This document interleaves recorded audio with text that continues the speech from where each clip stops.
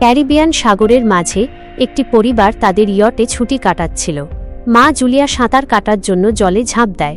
আরাম করার সময় সে অদ্ভুত কিছু অনুভব করে, কিন্তু আশেপাশে কিছু দেখতে না পেয়ে সে ভাবে যে হয়তো এটা তার মনের ভুল। কয়েক সেকেন্ড পর সেই একই অদ্ভুত অনুভূতি আবার হয়। এবারও কিছু দেখা যায় না, কিন্তু এবার সে ঘাবড়ে যায় এবং ইয়টের দিকে সাঁতার কাটতে শুরু করে। তখনই হঠাৎ কেউ তার পা ধরে টানতে থাকে এবং সে সাহায্যের জন্য চিৎকার করতে থাকে। তার মেয়ে ক্যাসি হেডফোন লাগিয়ে গান শুনছিল, তাই সে কিছুই শুনতে পায় না। স্বামী টম এবং ছেলে বেন মাছ ধরায় ব্যস্ত ছিল। জুলিয়া জলের ওপর ভেসে থাকার চেষ্টা করে, কিন্তু মুখে জল ঢুকে যাওয়ার কারণে চিৎকার করা কঠিন হয়ে পড়ে। কিছুক্ষণ পর টম বুঝতে পারে যে অনেকক্ষণ ধরে সে জুলিয়াকে দেখেনি। সে ইয়টে তাকে খোঁজে এবং তারপর তার স্ত্রীকে বিপদে দেখে ফেলে। সে বাচ্চাদের ডাকে, ইয়টটিকে সেই দিকে নিয়ে যায় এবং জলে ঝাঁপ দেয়। দ্রুত জুলিয়ার কাছে পৌঁছে তাকে সামলায় এবং ইয়টের দিকে সাঁতার কাটে। বাচ্চারা দুজনকে উপরে টেনে তোলে। পরিবার জুলিয়াকে সামলায়, কিন্তু জুলিয়া নিজেকে বোঝায় যে হয়তো ঢেউয়ের কারণে এমনটা হয়েছে।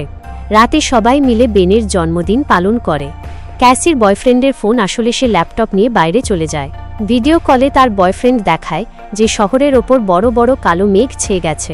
কলটি গ্লিচ হয়ে ফ্রিজ হয়ে যায়। ক্যাসি এই কথা পরিবারকে জানাতে আসে, কিন্তু টম বলে যে হয়তো মাটি থেকে দূরে থাকার কারণে সিগন্যাল দুর্বল। তখনই সবাই একটি শব্দ শুনতে পায়। তারা বাইরে গিয়ে দেখে যে একদল তিমি মাছ যাচ্ছে।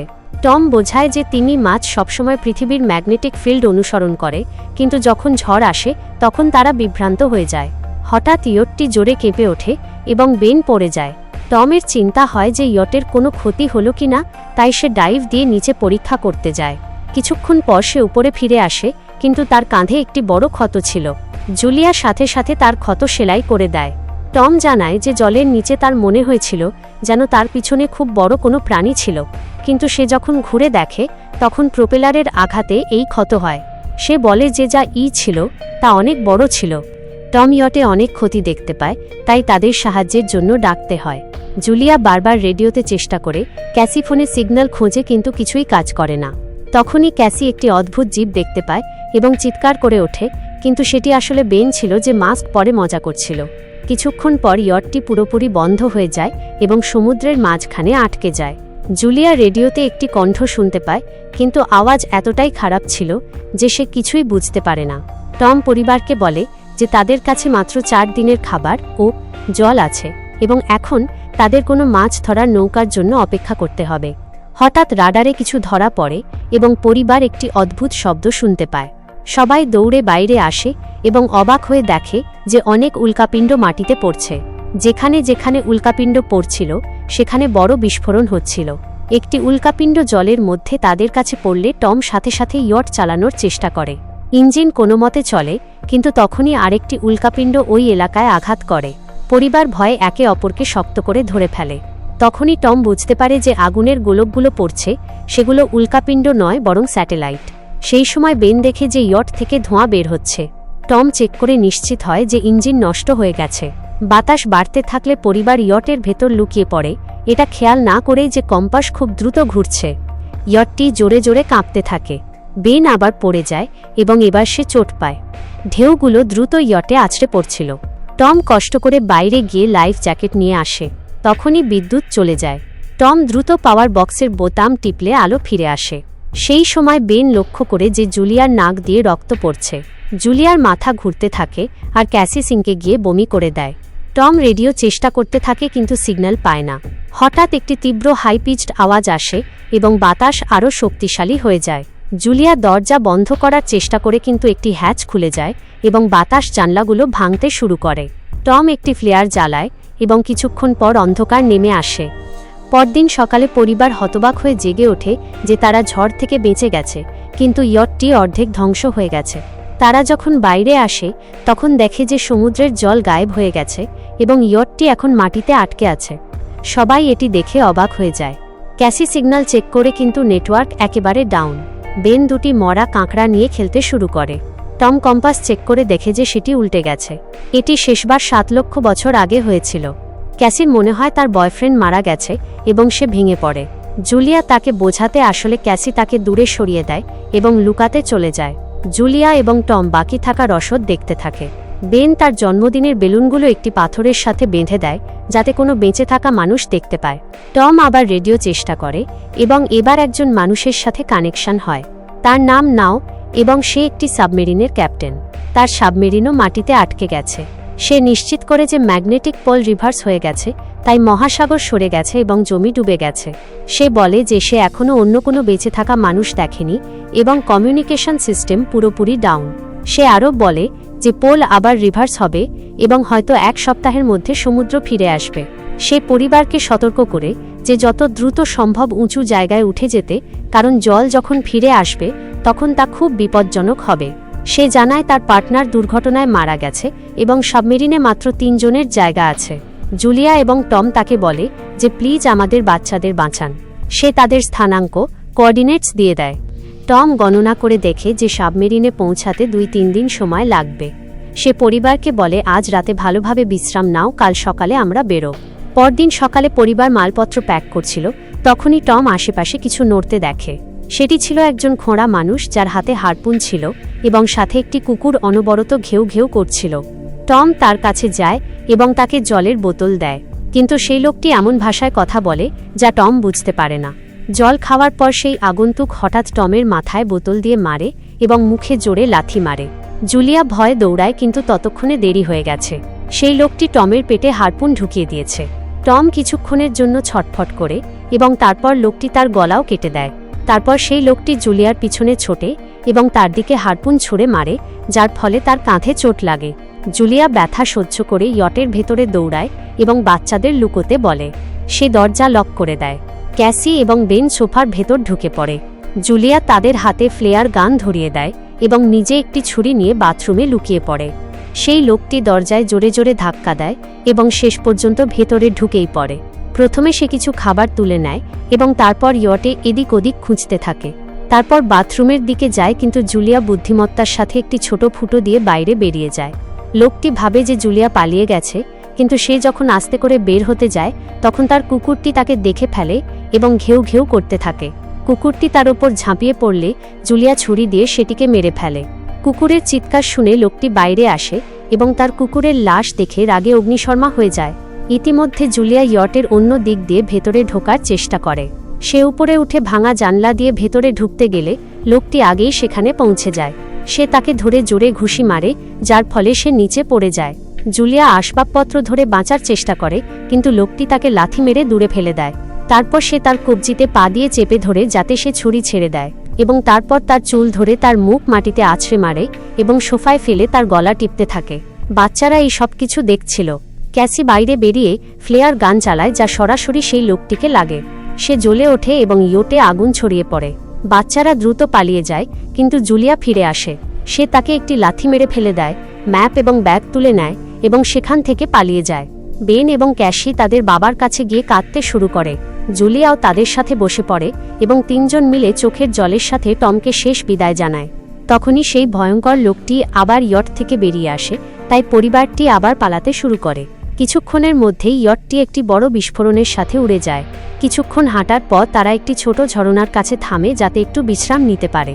ক্যাসির মনে হয় যে হয়তো সেই পাগল লোকটি তাদের কাছে বেলুন দেখে এসেছিল। এটি শুনে বেন নিজেকে অপরাধী মনে করতে থাকে। জুলিয়া তাকে বোঝায় যে এতে তার কোনো দোষ ছিল না এবং সবাইকে এগিয়ে যেতে বলে, কারণ সেই লোকটি এখনও তাদের পেছনে আছে। রাস্তায় একটি ছোট পুকুরের কাছে বেন একটি মরা হ্যামারহেড শার্ক দেখে অবাক হয়ে যায়। তখনই জুলিয়া লক্ষ্য করে যে সেই লোকটি আবার তাদের কাছাকাছি পৌঁছে যাচ্ছে।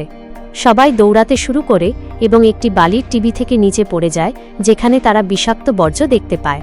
পরিবার সাবধানে সেটি পার হয় এবং মনে হয় তারা সেই লোকটির হাত থেকে মুক্তি পেয়েছে। হাঁটতে হাঁটতে তারা সমুদ্রের নিচে জমে থাকা বিশাল বিশাল মরা সামুদ্রিক প্রাণী এবং সমস্ত প্লাস্টিক দেখতে পায়। বেন ধীরে ধীরে হাঁটতে থাকে, তাই জুলিয়া বুঝতে পারে যে সে ডিহাইড্রেশনের কাছাকাছি। সে সবাইকে থামতে বলে। সে যখন জলের বোতল দেখে তখন সে ধাক্কা খায়।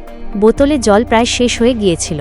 ক্যাশির মনে হয় যে হয়তো সে বোতলটি ঠিকমতো বন্ধ করেনি। জুলিয়া রাগে চিৎকার করে যে তার গাফিলতির কারণে জল শেষ হয়ে গেছে। ক্যাশি উত্তর দেয়, কী বা আসে যায়, এমনিতেও আমরা বাঁচব না। দুজনের মধ্যে দীর্ঘ তর্ক হয়, তবুও পরিবার এগিয়ে যেতে থাকে। কিছুক্ষণ পর তারা একটি বিধ্বস্ত বিমান খুঁজে পায়। ভেতরে কিছু নড়াচড়া করতে দেখে সবাই ভয় পায়, কিন্তু সেগুলো ছিল কেবল কিছু পাখি। পরিবার ঠিক করে যে রাতটা বিমানের ভেতরেই কাটাবে। তারা সামান্য কিছু খাবার শেয়ার করে এবং জুলিয়া টমের জ্যাকেটে একটি ফ্যামিলি ফটো খুঁজে পায়, যা দেখে তার মন ভেঙে যায়। ক্যাসি জিজ্ঞাসা করে, মা, তোমার আর বাবার লাভ স্টোরি কী ছিল? জুলিয়া হেসে বলে, টম হাসপাতালে আমার পেশেন্ট ছিল। তারপর একদিন সে ফুল এবং একটি সুন্দর কবিতা দিয়ে তার ভালোবাসা প্রকাশ করেছিল। মাঝরাতে ক্যাসি বিমান থেকে বাইরে যায়, তখনই সেই ভয়ঙ্কর লোকটি তাকে পিছন থেকে ধরার চেষ্টা করে। কিন্তু জুলিয়া হঠাৎ পিছন থেকে তার ওপর ঝাঁপিয়ে পড়ে এবং বারবার ছুরি চালিয়ে তাকে মেরে ফেলে। ক্যাসি তার মাকে জড়িয়ে ধরে শান্ত করে। পরদিন সকালে সেই লোকটির লাশের ওপর পোকা কিলবিল করছিল। পরিবার লক্ষ্য করে যে তার শরীরে অনেক কামড়ের দাগ আছে, তার মানে এই এলাকায় কোনো বিপজ্জনক জীব লুকিয়ে আছে। তারা সেখান থেকে বের হওয়ার সাথে সাথে কাঁকড়াগুলো তার মুখ থেকে বেরিয়ে আসে। কয়েক ঘন্টা পর জুলিয়া এবং ক্যাসি ম্যাপ দেখছিল, কিন্তু বেন ধীরে ধীরে সামনে এগিয়ে যায়। জুলিয়া চিৎকার করে বলে, থেমে যাও, কিন্তু বেন একটি পুকুরে ঝুঁকে জল খেতে থাকে। জুলিয়া সাথে সাথে তাকে টেনে বের করে এবং বোঝায় যে অজানা জল তাকে অসুস্থ করে দিতে পারে। রোদ খুব তীব্র হয়ে উঠলে পরিবার তাদের মাথা জামাকাপড় দিয়ে ঢেকে নেয়। বেনের মাথা ঘুরতে থাকে, তখনই তারা কিছু পুরনো চেয়ার খুঁজে পায় এবং জুলিয়া ও ক্যাসি সেগুলো দিয়ে একটি অস্থায়ী আশ্রয় তৈরি করে। জুলিয়া বেনকে ইঞ্জেকশন দেয় এবং ঠিক করে যে রাতটা সেখানেই কাটাবে। সকালে জুলিয়া একটি অদ্ভুত শব্দ শুনে জেগে ওঠে। বাইরে গিয়ে দেখে কাঁকড়ার একটি বিশাল দল তাদের দিকে আসছে। সে সাথে সাথে বাচ্চাদের জাগায় এবং তিনজন দৌড়াতে শুরু করে। দৌড়াতে দৌড়াতে তারা একটি বড় কার্গো শিপ দেখতে পায়। সেখানে তিনজন ক্রু মেম্বার জীবিত ছিল। একজন মহিলা তাদের সাহায্য করতে চায়, কিন্তু বাকি দুই পুরুষ রাজি হয় না এবং তিনজনকে বাইরে রেখে কন্টেইনার লক করে দেয়। কাঁকড়াগুলো কাছে চলে আসে। জুলিয়া বাচ্চাদের কন্টেইনারের ওপর তোলে। নিজে যখন উঠতে যায়, তখন কাঁকড়াগুলো তার পা কামড়ে ধরে। বাচ্চারা তাকে টেনে উপরে তোলে, নইলে সে নিচে পড়ে যেত। কন্টেইনারের একটি ফুটো দিয়ে অর্ধেক কাঁকড়া ভেতরে ঢুকে পড়ে। ক্রু মেম্বাররা গুলি চালাতে শুরু করে, কিন্তু কাঁকড়াগুলো তাদের ওপর চড়াও হয় এবং দুজনকে মেরে ফেলে। শেষ লোকটি ছাদের ফুটো পর্যন্ত পৌঁছায়, কিন্তু কাঁকড়াগুলো তাকেও নিচে টেনে নামায় এবং সেও মারা যায়। জুলিয়া তার ক্ষতস্থানে পট্টি বাঁধে এবং অজ্ঞান হয়ে যায়। কিছুক্ষণ পর যখন সে জেগে ওঠে, তখন নিজেকে বালির ঝড়ের মাঝে একা পায়। সে ঘাবড়ে গিয়ে বাচ্চাদের খুঁজতে থাকে। একটি মৃত মহিলার অস্ত্র তুলে নেয় এবং জোরে জোরে চিৎকার করে। ক্যাসি তার আওয়াজ শুনে ফিরে আসে এবং জানায় যে সে এবং বেন সাহায্য খুঁজতে গিয়েছিল, কিন্তু কাউকে পায়নি। তারপর দুজনে বেনের সাথে দেখা করে যে একটি খোলা কন্টেইনার খুঁজে পেয়েছিল, যেখানে তারা ঝড় শেষ হওয়া পর্যন্ত থাকতে পারে। জুলিয়া টমের লাইটার বের করে এবং নিজের ক্ষতস্থান পুড়িয়ে বন্ধ করে, যা অত্যন্ত বেদনাদায়ক ছিল। ঝড় থামার পর তারা আরেকটি কন্টেইনার পায়, যাতে অনেক জলের বোতল ছিল। মৃতদেহ চেক করার সময় তারা একটি রেডিও এবং একটি বন্দুকও পায়। জুলিয়া নৌকার সাথে যোগাযোগ করে এবং জানায় যে ম্যাপ হারিয়ে গেছে। এর উত্তরে নাও জানায় যে তাদের ওপর আর্থ্রোপডরা আক্রমণ করেছিল। তারা এখন এখানকার জীব যারা অক্সিজেনের কারণে পুরোপুরি পাগল হয়ে গেছে। এখন নাও পরিবারকে তাড়াতাড়ি করতে বলে, কারণ তার ইনস্ট্রুমেন্ট গণনা করেছে যে সমুদ্র প্রত্যাশার চেয়ে দ্রুত ফিরে আসবে এবং তাদের কাছে মাত্র কয়েক ঘন্টা সময় আছে। সে একটি ফ্লেয়ার শুট করে এবং পরিবার সেই দিকে হাঁটতে শুরু করে। দীর্ঘ হাঁটার পর পরিবারটি একটি ভাঙা টয়লেট পায়, যেখানে বেন প্রস্রাব করে। এবার তারা অবশেষে সাবমেরিনটিকে কাছেই দেখতে পায়, কিন্তু সেখানে পৌঁছানোর জন্য তাদের একটি বড় পাথুরে পথ পার হতে হবে। তারা যখন সেই পথ দিয়ে যাচ্ছিল, তখন দেওয়ালগুলো কাঁপতে শুরু করে এবং পাথর পড়তে থাকে, যার ফলে একটি ভয়াবহ রক স্লাইড হয়। জুলিয়া সাথে সাথে তার বাচ্চাদের একপাশে ধাক্কা দেয় এবং নিজেও পিছিয়ে যায় যাতে চাপা না পড়ে। এখন একটি পাথরের দেওয়াল তাদের মাঝে চলে এসেছে। জুলিয়া বাচ্চাদের বলে যেন তারা তাকে ছাড়াই এগিয়ে যায়, কিন্তু ক্যাসি মানা করে এবং জোর দেয় যে তার মায়ের ওঠার চেষ্টা করা উচিত। অনেক তর্কাতর্কি ও চিৎকার করার পর জুলিয়া কথা দেয় যে সে পরে তার বাচ্চাদের খুঁজে নেবে। বাধ্য হয়ে ক্যাসি তার ভাইকে টেনে নিয়ে এগিয়ে যায়। বাচ্চারা পাথুরে পথ বেয়ে সাবমেরিনের দিকে দৌড়ায়, কিন্তু সেখানে পৌঁছে দেখে যে নাও বাইরে রক্তাক্ত অবস্থায় পড়ে আছে। সে বোঝায় যে তার জন্য সব শেষ এবং এখন বাচ্চারা সাবমেরিন নিয়ে যেতে পারে। একটি অতিরিক্ত জায়গা থাকবে ভেবে ক্যাসি আবার তার মাকে খুঁজতে দৌড়ায়। তখনই জুলিয়া কাঁকড়াগুলোকে আসতে দেখে এবং সে গুলি চালাতে শুরু করে।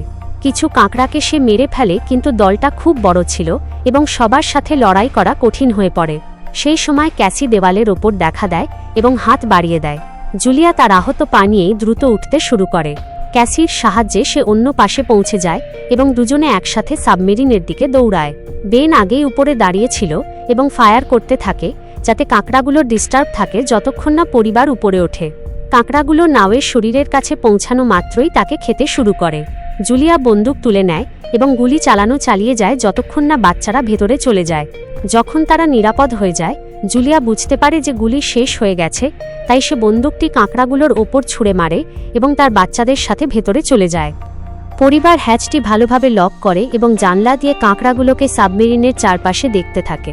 এই সময় সমুদ্র ফিরে আসে, তাই তিনজন সাথে সাথে নিজেদের সিটে বসে বেল্ট পরে নেয় এবং একে অপরের হাত ধরে। তীব্র ঢেউ সাবমেরিনটিকে জোরে জোরে এদিক ওদিক ছুটতে শুরু করে, যার ফলে জুলিয়া পুরো যাত্রার দর্শন ভিশনস দেখতে পায় এবং ক্যাসি বমি করে দেয়। শীঘ্রই সেই হাই পিচড আওয়াজ ফিরে আসে এবং পরিবার অজ্ঞান হয়ে যায়। কিছুক্ষণ পর জুলিয়া এবং বাচ্চারা জ্ঞান ফিরে পায় এবং নিজেদের জীবিত দেখে খুশি হয়। তারা হ্যাচ আনলক করে বাইরে বের হয় এবং দেখে যে ঢেউ সাবমেরিনটিকে একটি ধ্বংস হওয়া শহরে ফেলে দিয়েছে। অর্থাৎ এখন বেঁচে থাকার এবং নতুন জীবন শুরু করার আশা আছে। আর এখানেই সিনেমা